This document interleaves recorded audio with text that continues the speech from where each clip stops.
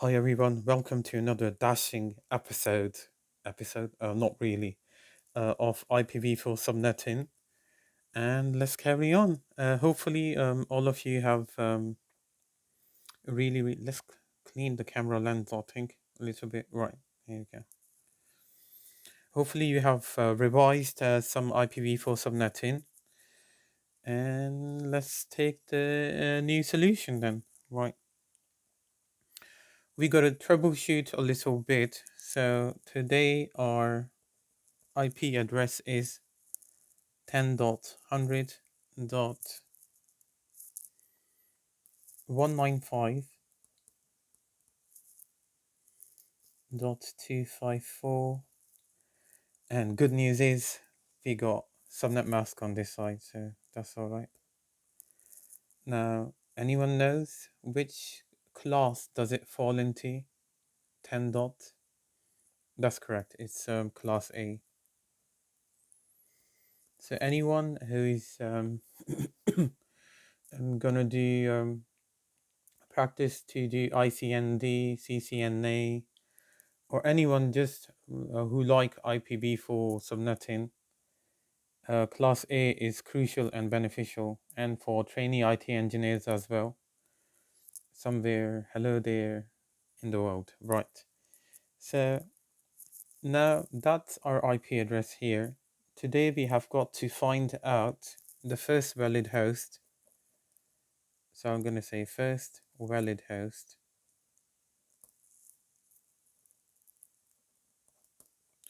So we have to find out the first valid host, and luckily, what we got to do is we have to find the first valid host on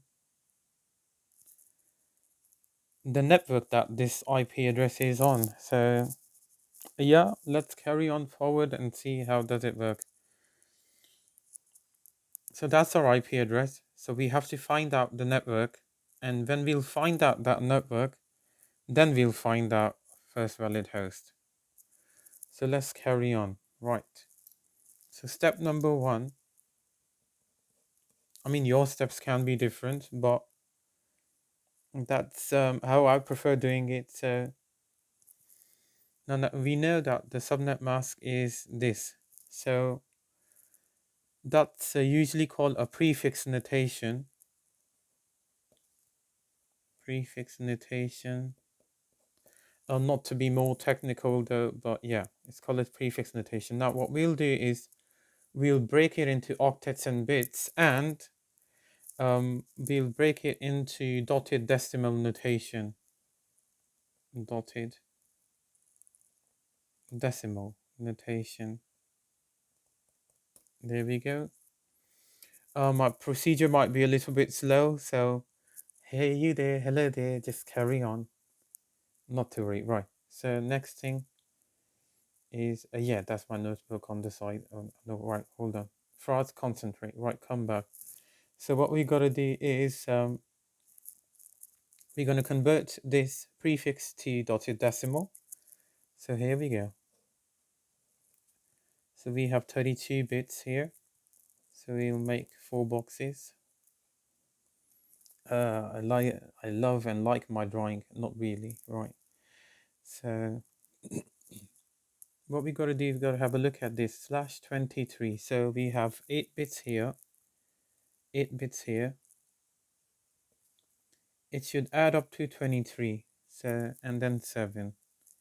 So 8 plus 8 plus 7, or 8 add 8 plus 7, or 8 add 8 add 7. Yeah, that's it.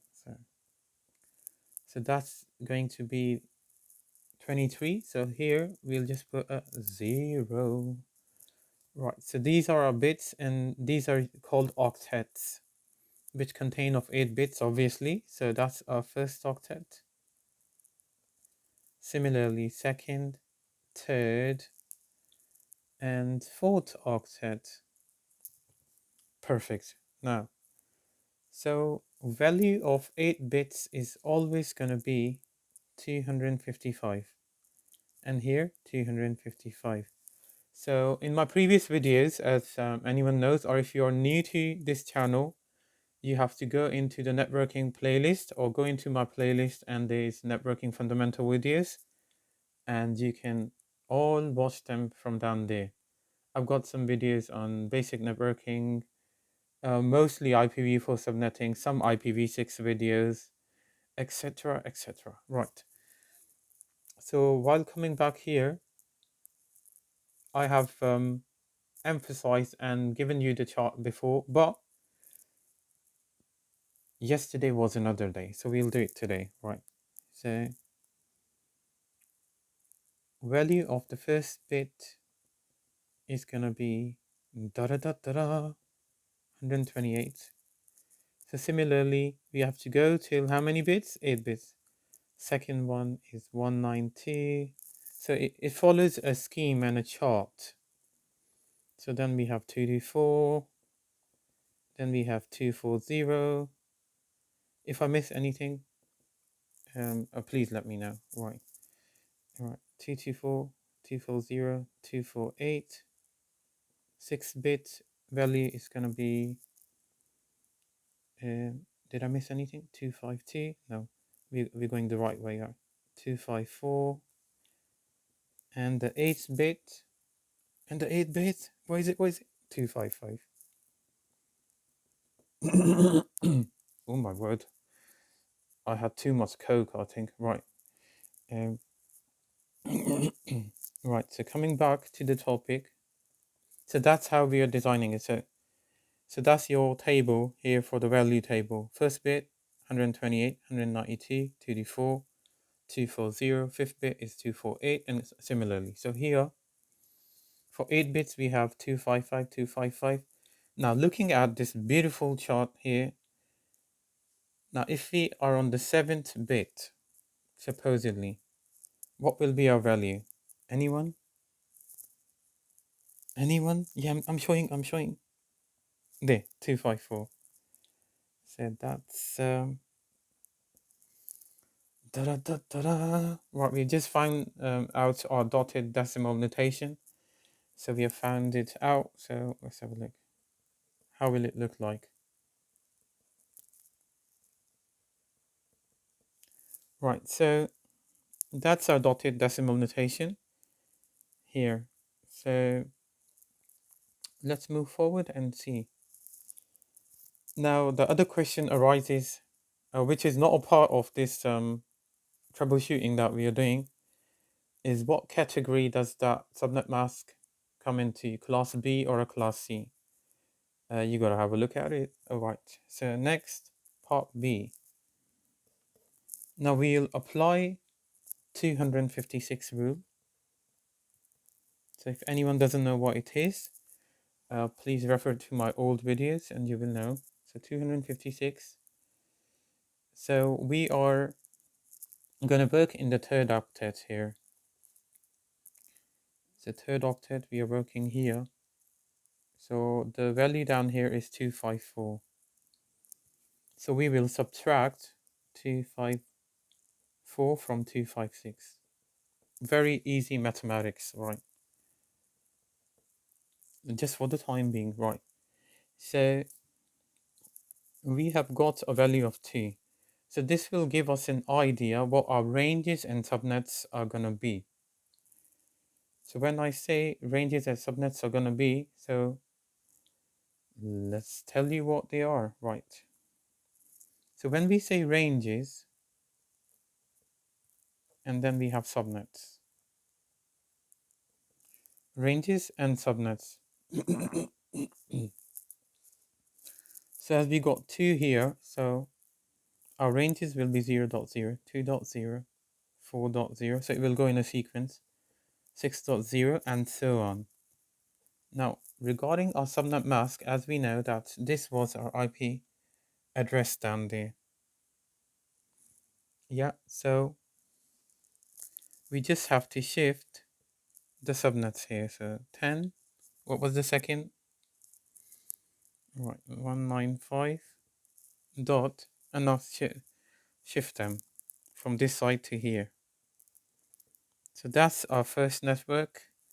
Then we have other networks, 2.0, and similarly just copy it down, 4.0, and then 6.0, etc.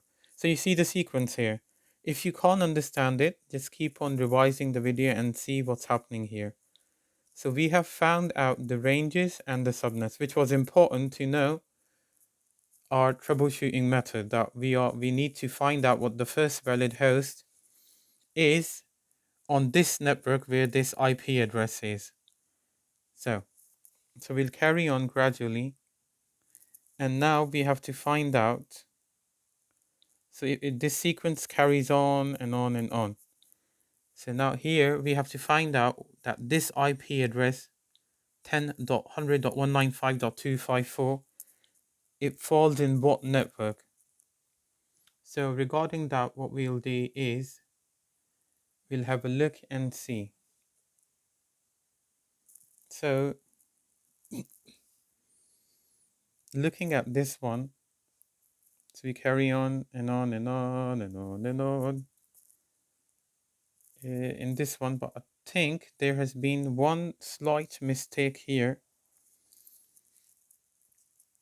Here, this is that one is not 195 because that's on this side. So that needs to be 100. 10.100 to 10.100.0.0. So 195 is here. So easily done. So what will happen here is, oh my god, I think I can squeeze some more space in here. Now let's have a look.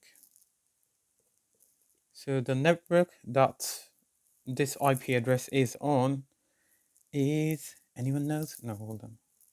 So 10.100. Following this sequence, it will carry on. So that's going to be 194.0. So it will carry on 2, 4, 6, 8, 10, and then 12, and then 14, and then 16. So similarly, it will reach in 194, and it will carry on. So our appointed IP address, which was here, is 195.254. It is a part of this one. Now, in order to find the first valid host, it's fairly easy now. So if you see here, 10.100.195.254 is here.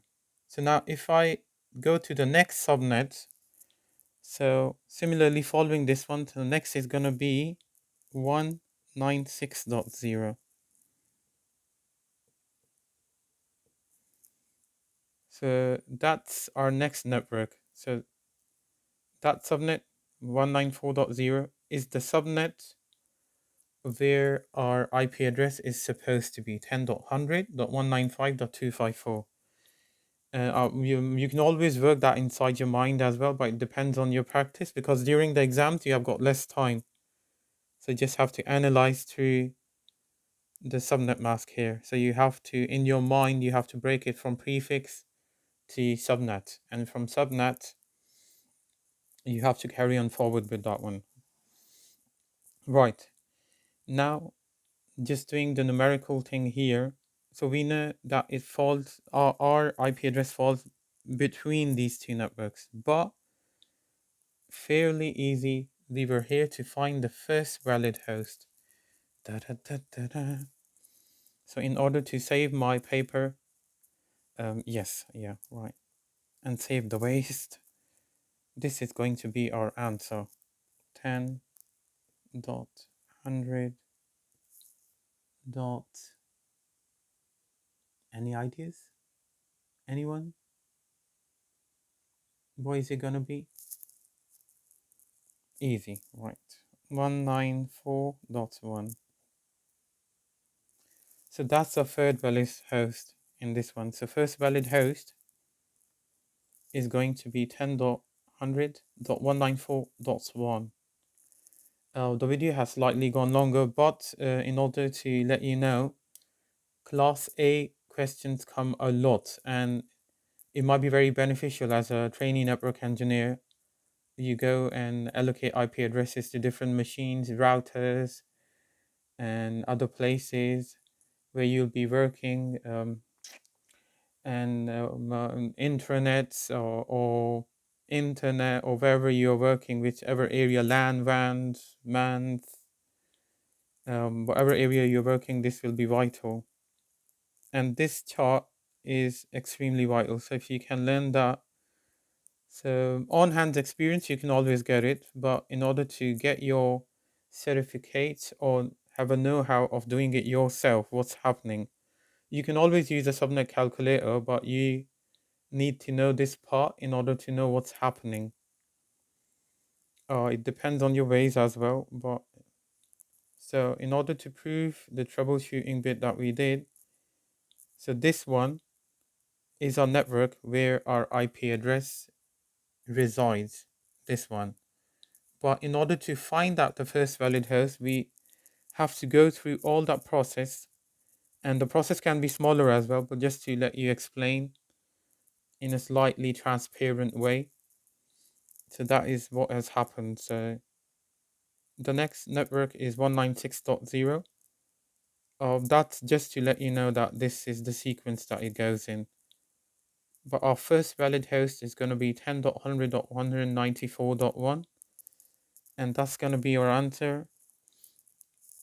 And if in your CCNA exams or any exams that you're giving, N plus or exams through CompTIA, and you're looking at it and you got very less time, so in your mind you got to work out and see, they'll give you 2 or 3 multiple choice questions, and they'll give you different IP addresses, and they might ask you simple one, oh, what is this a part of? So if you say class A, and then they'll give you options. Okay, if you need to do subnetting, what can be the real or the valid answer of that one? So you can do that one. And for today, it's gonna be a bye, and we'll carry on with our IPv4 subnetting. And please do see this and do home study as well in order to grab your hands on IPv4 subnetting. Just a general one that might be a good idea to read on some topics as well, which includes NAT, which is called NAT, Network Address Translation. Address translation. These are just the basics I'm telling you, because it goes really forward, and we are just in the first part of it. Like we are in ICND, or you say CCNA part 1 now, because there's new exam coming, so it comes as a whole CCNA. In some cases, you and other places like Juniper and other sort of areas where you're going to use, maybe you are working in Draytech routers or other places, it might be very, very useful to learn these concepts, the basic ones, and then you can move on to PAT. And obviously, there's STP, spanning tree protocol. Uh, Luckily, I might not be making a lot of videos on them because I'll stick to IPv4 subnetting. But just to let you know that this is a way moving forward into your IT career, especially in networks. But if your strengths lie in other areas like databases or maybe cloud, so you can pursue that as well. But still, it's a good thing to learn regarding these concepts. So I'll see you in the next video. Bye bye.